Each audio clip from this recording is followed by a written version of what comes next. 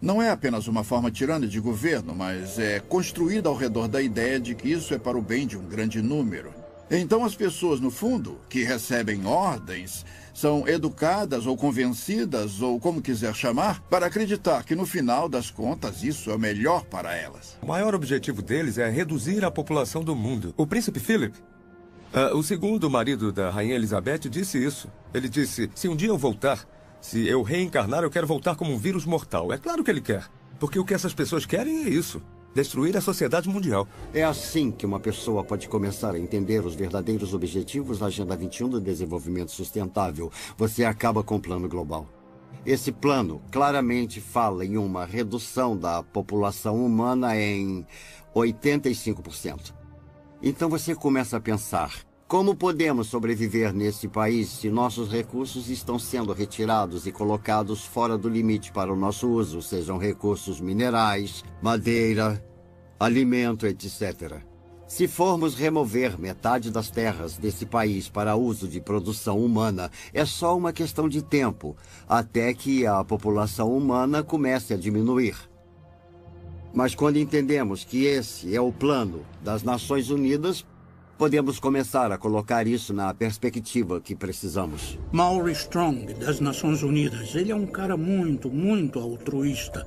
Ele acha que está fazendo a coisa certa para a maioria das pessoas, defendendo que podemos matar alguns deles porque existem muitos. Eu acredito que todo o conceito de controle da população e diminuição da população do mundo para um número em que possamos sustentar o desenvolvimento e chegar até menos de 1 bilhão está preparando o palco para a perseguição em massa. E se as pessoas comprarem essa ideia, que grande parte do mundo deve ser eliminada para que aqueles que sobrarem continuem vivendo. Vamos ver mais guerra, mais fome, mais doenças, algumas delas espalhadas de propósito para reduzir a população humana.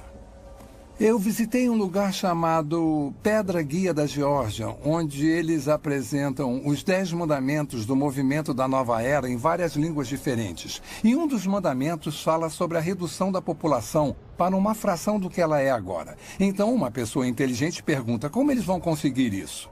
Se esse é um dos objetivos e eles vão trabalhar para alcançar esse objetivo, então quem serão as vítimas e como eles vão escolher quem vive ou morre? As pessoas acham difícil de acreditar porque não ouvem de muitas fontes. Você não vai ouvir na mídia, não vai ouvir dos líderes do governo, não vai ouvir das pessoas que estão criando isso, é um fato. Então as pessoas não percebem como já chegou longe. E em 6 de julho de 2009, o Papa falou abertamente sobre a criação de uma autoridade política mundial, com força para se dar poder.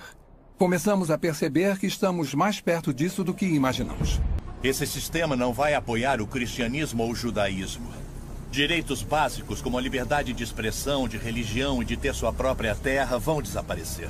Nos dias de hoje, já temos pessoas muito poderosas e influentes que se dedicaram para ver isso acontecer.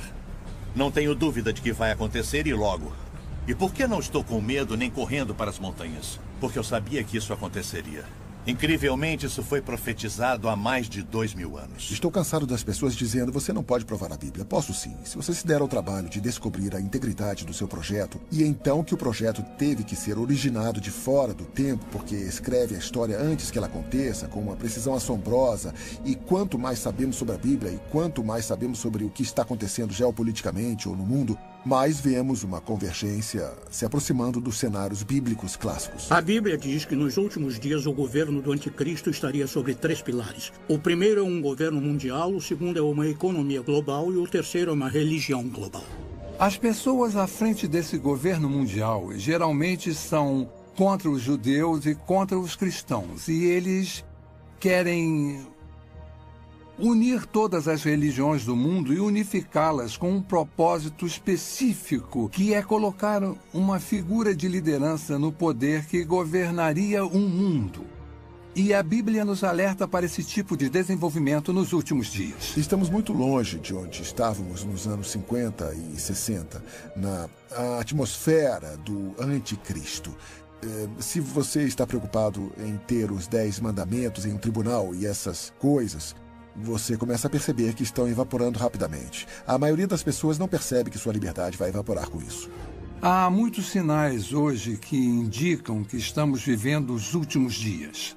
A Bíblia tem tantas profecias nos alertando, nos dando uma ideia dessa época que está se aproximando, para que todos que estiverem vivos quando isso acontecer possam estar alertas e preparados. E uma delas, a maior talvez, é os israelitas se reencontrando, saindo de todos os lugares do mundo, quase 7 milhões de judeus voltando para Israel depois de 2000 anos. Isso é incrível. Algumas pessoas tentam dizer que é uma grande coincidência ou parte de um plano diferente. Mas quando lemos as Escrituras, mais de 50 diferentes profecias no Antigo Testamento predizem que nos últimos dias Deus reuniria os judeus dos 4 cantos da terra, de um lado do mundo até o outro, trazendo todos de volta para Israel. É muito difícil tentar explicar isso. Ezequiel escreveu sobre a restauração de Israel e que nos últimos dias seria restaurada e ficaria da mesma forma de antes de ter sido dispersa. Sofonias diz que eles retornariam com uma língua pura, que é o hebraico, que foi restaurado por Ben Yahuta em 1948, a língua de trabalho de Israel e que já esteve morta antes do latim ser desenvolvido. Além disso, no livro de Daniel, está escrito que haverá um crescimento massivo de conhecimento. Pelo que eu soube, o conhecimento está dobrando a cada 4 anos. Isso nunca aconteceu antes na história do mundo e isso está unindo o mundo cada vez mais. Tecnologicamente, as coisas são possíveis. Podemos falar ao telefone com alguém do outro lado do mundo e parece que ele está na porta ao lado. Viajar se tornou muito mais fácil. E temos a comunicação pela internet. Todas essas coisas trabalham para fazer o mundo menor, o que me leva para o próximo ponto. Para fazer o governo global possível, em Apocalipse 13:14, somos alertados sobre um sistema global que existiria nos últimos dias. Um tipo de sistema político mundial que usaria seu poder econômico e militar para forçar a adoração religiosa. Isso não era nem concebível 1900 anos atrás, que um indivíduo pudesse ter um controle tão minucioso e centralizado da economia que ninguém poderia comprar ou vender a menos que fizesse parte de um sistema particular. Isso nunca foi possível, mas foi exatamente isso que João viu. E ele viu no contexto do desenvolvimento de um governo global, que está no contexto de que o governo do anticristo tem seu ponto forte no engano. E seu poder vem do controle da economia e seu objetivo final é a adoração de seu líder. É o Estado fascista definitivo. Eu acredito que a marca vai ser introduzida primeiro.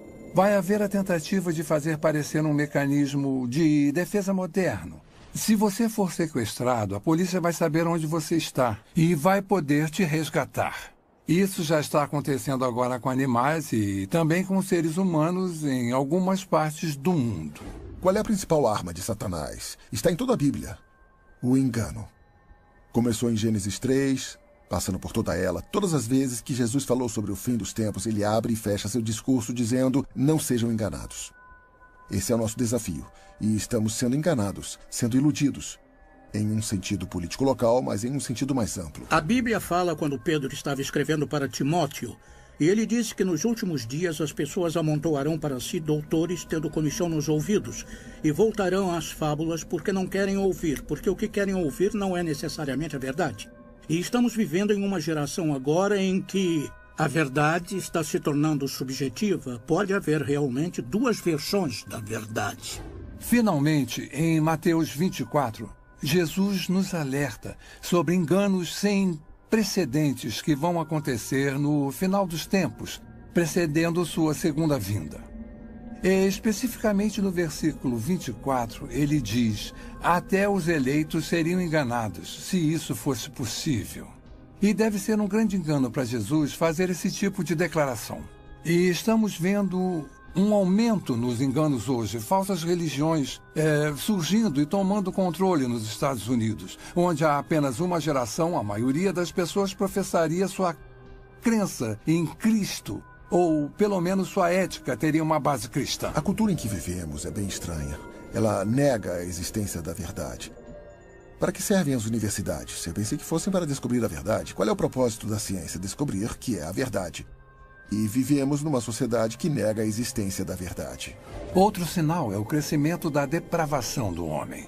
Em 1ª e 2ª Timóteo, fala sobre como nos últimos dias o homem se tornaria mais focado em si mesmo, estaria em busca de prazer.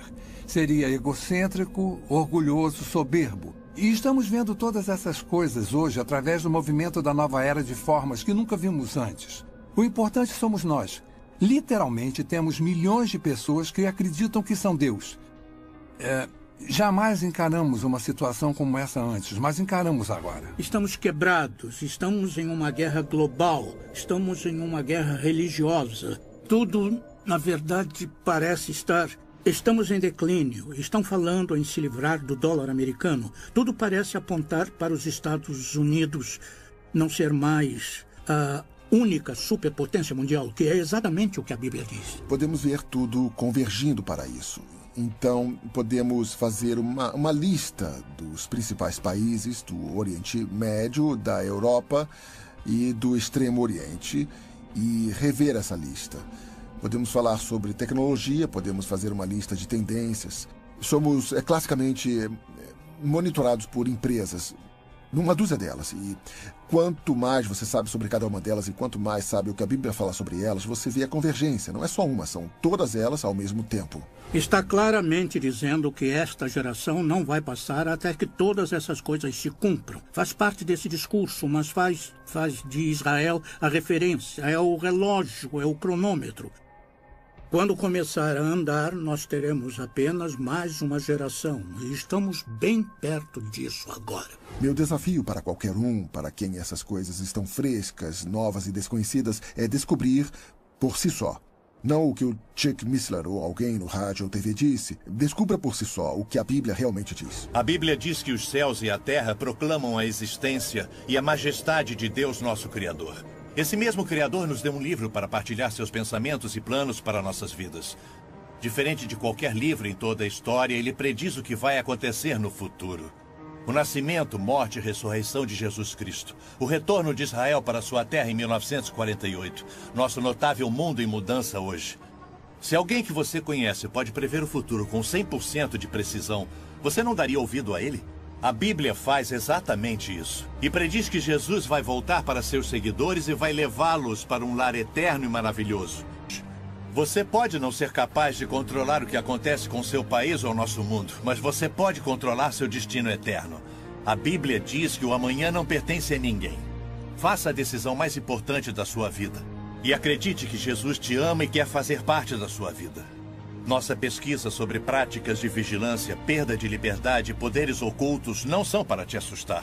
Foram feitas para abrir seus olhos para um mundo inconstante ao nosso redor. Pretende lançar uma luz nas incríveis profecias de Deus. Pretende te aproximar de nosso eterno Salvador, Jesus Cristo. O que vai acontecer daqui a um mês, daqui a um ano, daqui a 10 anos? Como nos preparar para isso? A única coisa que Deus coloca sempre no meu coração é a importância de ficar perto dele, viver um dia de cada vez e que possamos todos nós manter os olhos abertos e focados na eternidade.